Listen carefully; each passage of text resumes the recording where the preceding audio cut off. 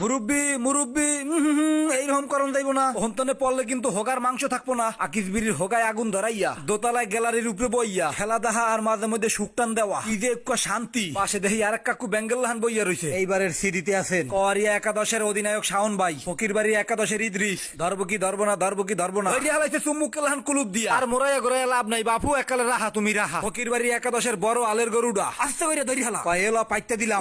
উনি পাইতা দিছে, আবার সিঙ্গুর হয়েছে না, চাইয়া দেখো কেমন করে।